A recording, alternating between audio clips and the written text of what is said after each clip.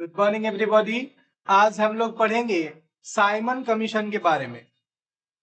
ये कक्षा 10th का एक महत्वपूर्ण प्रश्न है कि साइमन कमीशन के बारे में टिप्पणी लिखे या फिर उनकी क्या कारण था, कि साइमन कमीशन की क्या कार्य था, या साइमन कमीशन के बारे में कोई भी प्रश्न आता है आपके सामने तो आप यह उत्तर लिखिएगा कि साइमन कमीशन 1927 में ब्रिटिश सरकार द्वारा गठित एक आयोग था, एक कमिटी था जिसका आधिकारिक नाम था इंडियन स्टैट्यूटरी कमीशन।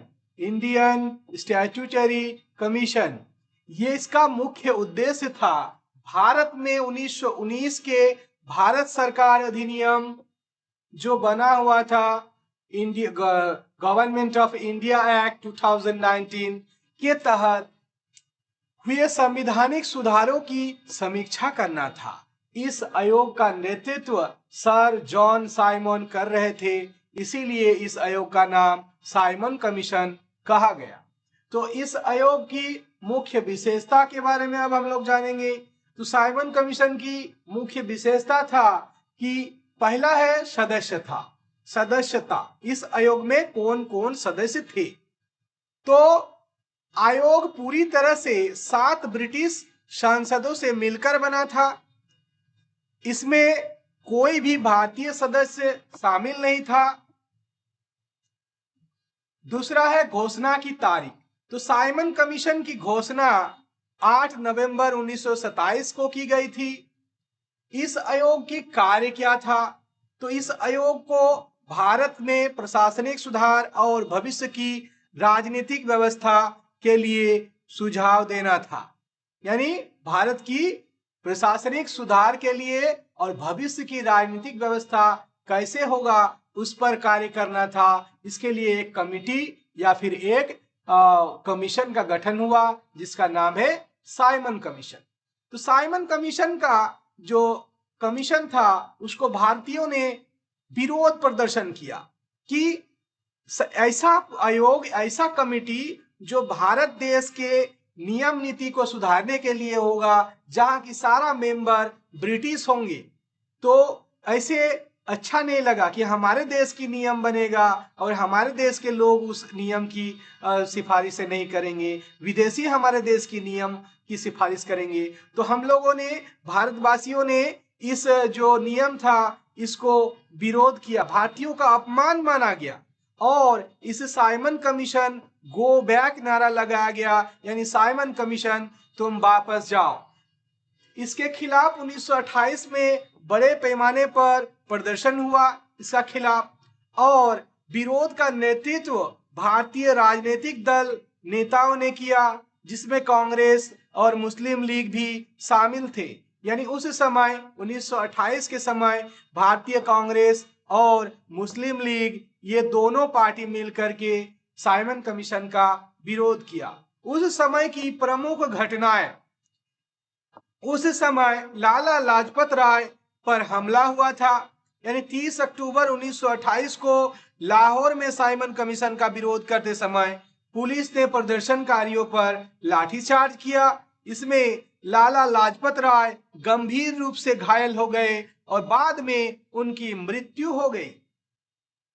इसके बाद दूसरा प्रमुख घटना उस समय की तो नेहरू रिपोर्ट। भारतीय ने साइमन कमीशन के जवाब में 1928 में नेहरू रिपोर्ट प्रस्तुत की, जिसमें भारत के लिए स्वराज की मांग की गई। यानी हमारे देश के स्वराज की नियम की मांग नेहरू रिपोर्ट द्वारा नेहरू ने की। तो ये दो प्रमुख घटनाएं साइमन कमीशन के समय हुआ, और ये साइमन कमीशन घटना के परिणाम क्या हुआ, परिणाम के स्वरूप क्या हुआ? तो साइमन कमीशन ने 1930 में अपनी रिपोर्ट प्रस्तुत की। हालांकि इस रिपोर्ट का व्यापक विरोध हुआ और इससे भारतीय स्वतंत्रता संग्राम को अधिक बल मिला। इसके बाद ब्रिटिश सरकार ने 1930-32 में गोलमेज सम्मेलन का आयोजन किए।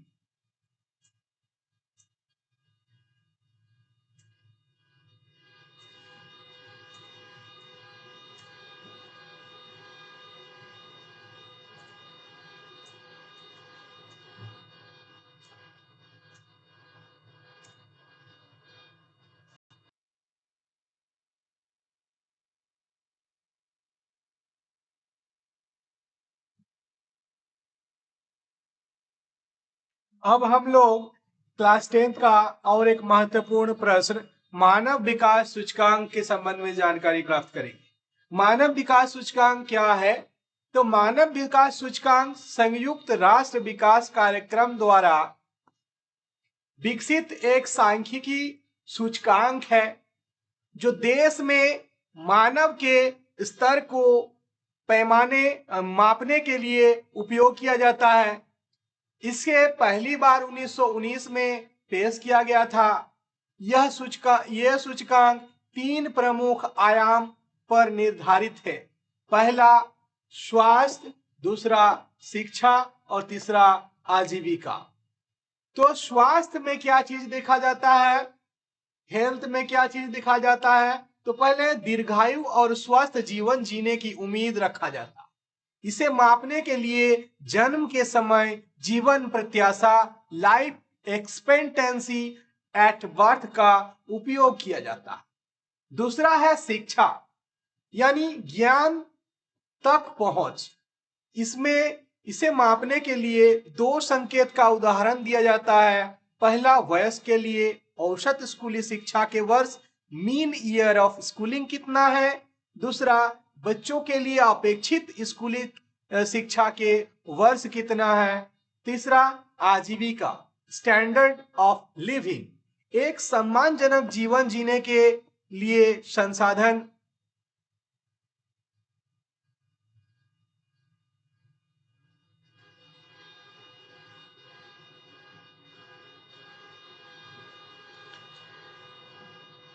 सम्मानजनक जीवन जीने के लिए संसाधन। इसे मापने के प्रति व्यक्ति सकल आय, gross national income per capita का उपयोग किया जाता है।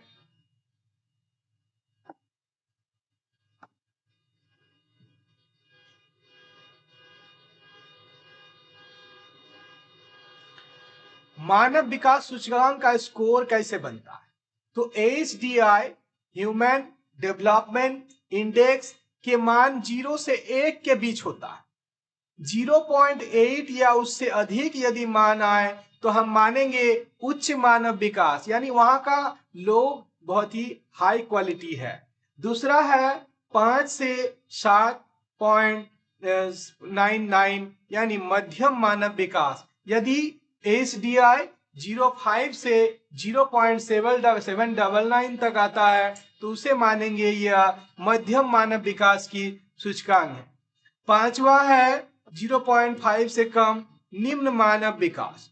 0.5 से कम निम्न मानव विकास, यानी यदि HDI 0.5 से कम होता है तो मानेंगे वहां की लोग जो है बहुत ही निम्न श्रेणी के हैं। तो HDI की विशेषता क्या है? तो HDI केवल आर्थिक विकास को मापने के बजाय स्वास्थ्य, शिक्षा और आजीविका जैसे मानवीय पहलुओं पर भी ध्यान केंद्रित करता है। यह नीति निर्माताओं को सामाजिक, आर्थिक योजना और सुधारों की दिशा में मार्गदर्शन करता है। भारत का प्रदर्शन 2023 के आंकड़े के अनुसार भारत का माइंड HDI जो था वो 0.720 है। ये रिपोर्ट 2022 में लिया गया था जो मानव विकास श्रेणी, मध्यम मानव विकास की श्रेणी में आता है।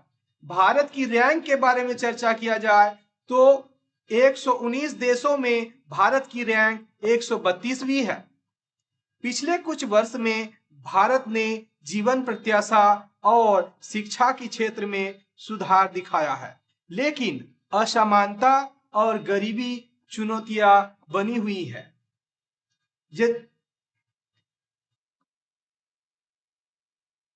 मानव विकास का उद्देश्य समाज के प्रत्येक व्यक्ति के लिए उनकी क्षमताओं और जीवन की गुणवत्ता को सुधार के लिए अवसर प्रदान करना।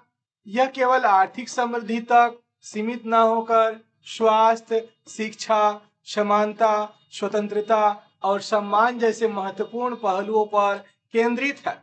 मानव विकास सूचकांक का मुख्य उद्देश्य क्या है? तो स्वास्थ्य और दीर्घायु सुनिश्चित करना, प्रत्येक व्यक्ति को स्वस्थ और लंबा जीवन जीने का अवसर प्रदान करना, स्वस्थ सेवा और स्वच्छता और पोषण में सुधार करना, तो गुणवत्तापूर्ण शिक्षा का प्रसार करना, सभी के लिए शिक्षा को समान अवसर सुनिश्चित करना, ज्ञान और कौशल को बढ़ावा देना ताकि लोग अपनी क्षमता का अधिकतम उपयोग कर सके।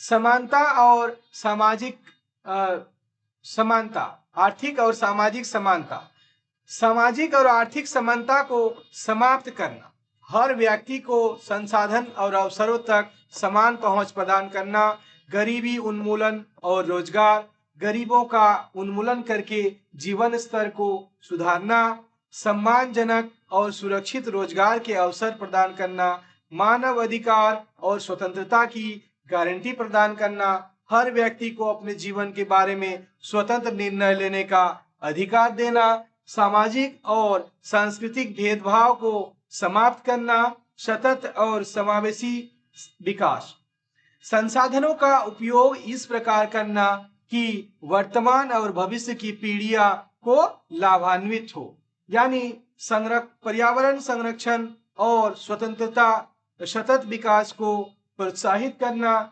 सामाजिक न्याय और शांति, समाज में न्याय और शांति सुनिश्चित करना, हर व्यक्ति को गरिमा और सम्मान के साथ जीवन जीने का अवसर प्रदान करना। यानी मानव विकास सूचकांक का विकास का अंतिम उद्देश्य यह है कि हर व्यक्ति को अपनी क्षमताओं को पहचानने और उनका अधिकतम उपयोग करने का अवसर मिले, साथ ही समाज में न्याय, समानता और समावेशन को बढ़ावा दिया जाए।